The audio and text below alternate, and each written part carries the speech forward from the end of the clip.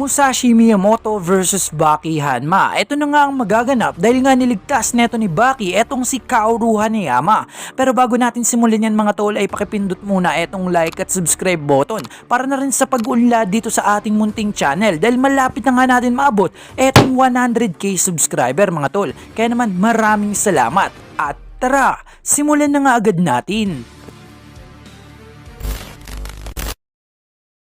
So simulan nga natin kung saan niligtas nga neto ni Baki etong si Kaoru Hanayama nang hinarangan niya nga etong si Musashi at sinabihan niya nga na subukan mong ugutin yung katana mo, papatayin kita. At dito nga'y sinagot siya neto ni Musashi Miyamoto na sinasabi mo bang wag kong ugutin ang aking katana, iho? Sabay seryosong ang sagot dito neto ni Baki na hindi pa ba sapat ang ginawa mo, hihiwain mo pa siya lalo? Sabay sagot naman neto ni Musashi Miyamoto na hindi matatapos ang laban hanggat hindi ako ang magtatapos neto. Sabay sagot naman neto ni Baki na tapos na ito.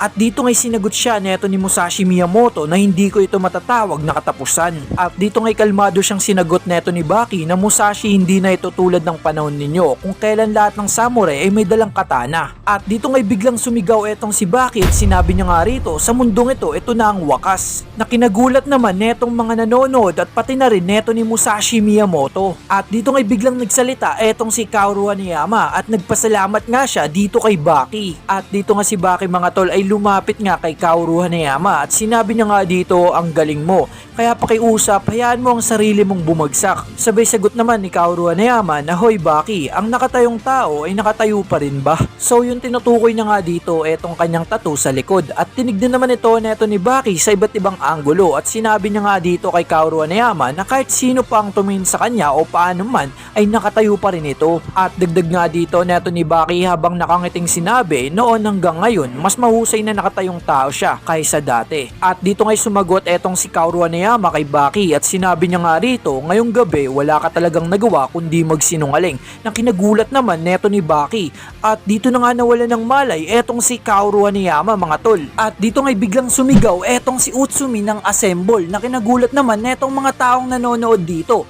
At maya maya pa'y biglang ang naglabasan dito etong mga pulis mga tol na kinagulat nga rin neto ni Baki at neto ni Musashi Miyamoto. At dito nga'y sinabi neto ni Utsumi na etong si Kaoru Hanayama ay dalhin sa ospital ng pinakamabilis na makakaya.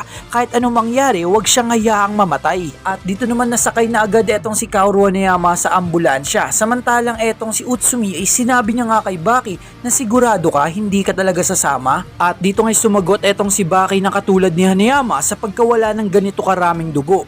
At dito nga'y bigla siyang lumingon dito kay Musashi Miyamoto at sabay sabi na ikaw ang may gawa nun. Sabay nakangitingang sumagot etong si Musashi na lalaban ka. At dito nga'y confident na sinabi neto ni Baki na hindi lang kita basta tatalunin, buburahin kita sa mundong to. Sabay sagot nga dito neto ni Musashi na sinasabi mo ba na papatayin mo ko? At dito nga'y seryosong sinabi neto ni Baki kay Musashi na ayokong sabihin sa ito Musashi pero hindi ka nararapat sa mundong to. Sabay sagot nga ni Musashi habang nakangiti na kahit naiintindihan ko yan, hindi ka makakaakyat dito sa pamamagitan ng simpleng pagputol. At dito nga'y sinagot siya neto ni Baki na kaya alam mo na sobra-sobra ang pagputol mo para sa isang taong alam naman yan. At dito nga'y napaisip etong si Musashi Miyamoto at napasabi nga agad etong si Baki na plano mong magigante. At sabay dagdag nga ni Baki na oo nga, ganyan ang plano. At dito nga mga tol ay bigla na namang lumabas etong aura neto ni Musashi Miyamoto kung saan ready to fight na naman siya.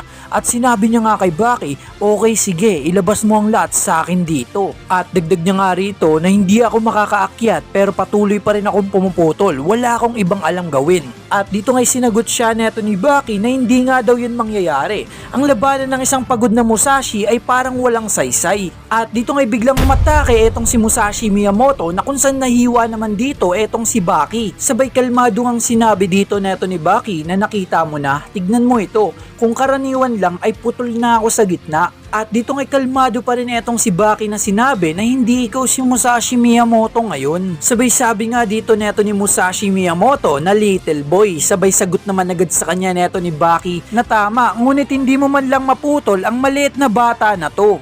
At dito ngay nilabas na muli neto ni Musashi Miyamoto etong kanyang katana. Sabay sabi niya nga kay Baki na minsan wala kang preno pero nakakaaliw naman ito. At dito ngay biglang umatake na naman etong si Musashi Miyamoto. At ang nahiwa nga lang dito etong damit neto ni Baki mga tol. Sabay sabi nga dito neto ni Baki na salamat sa pagpipigil mo dun.